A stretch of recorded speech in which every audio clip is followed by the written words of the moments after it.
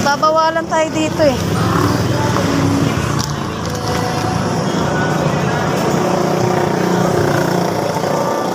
Sama. Hindi ako may-ari dito. Nagtrabaho lang ako. Bakit ka nakagalit? Hindi naman sir, pwede naman yung ganun eh. Pero kanina nagkita yung CCTV. Bawal na sabi na may-ari. Hindi naman lagi sir, ngayon lang. Kaya nga eh. Pag sinabi nyo, dapat pinigil kayo. Oo nga, hindi naman lagi. Hindi naman gabi-gabi. Ay sir. Okay lang sir, naka-live naman to sir eh. Naghahanap buhay lang kami sir, pwede naman mapagsabihan eh. Kasi ako anuin mo. Hindi naman kami ano eh. Naghahanap buhay lang kami sir. Sige, ano mo? Naka-live naman tayo dyan sir. Pwede naman yan sir, okay lang yan. Sige, ano mo? Kasi may-ari naman nagtatrabaho lang ako dito. Okay lang sir, alam ko yun. Tapos mo yan. Pwede naman yun sasabihin nyo lang eh. Nagtatrabaho lang ako. Huwag naman Ano eh, okay lang sir, sige, thank you. kung may-ari ano. Sensya na.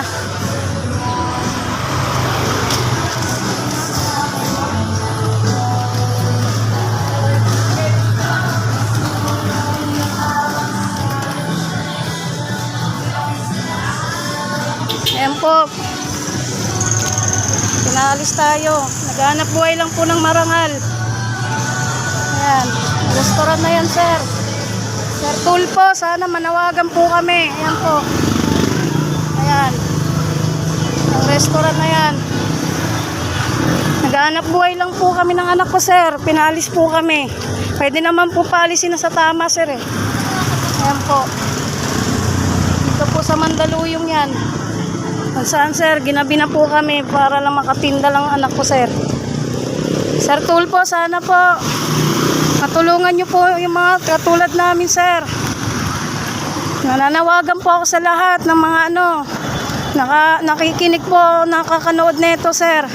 Ma'am, kayo na po musga sir, ma'am. Kung tama o mali po yung mga ganitong buhay. Naghahanap buhay lang po kami. Ito po. Nagtinda lang po kami sa ganon. Ayan po. Ginabi po kami. Ang anak ko. Paalisin po kami para po kaming hayop. Wala naman po siguro masama kung sasabihin sa tama eh. Hindi ko lang po na-videoan yung unang ginawa eh. Gusto ko lang po ipakita bakit po ganon. Hindi po patas yung mga sitwasyon ng buhay dito. Mga kababayan.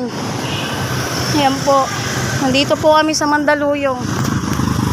Titinda lang po ng marangal kahit ginagabi na para lang po mabuhay sa pang-araw-araw. Mag-comment lang kayo. Sana matulungan kami.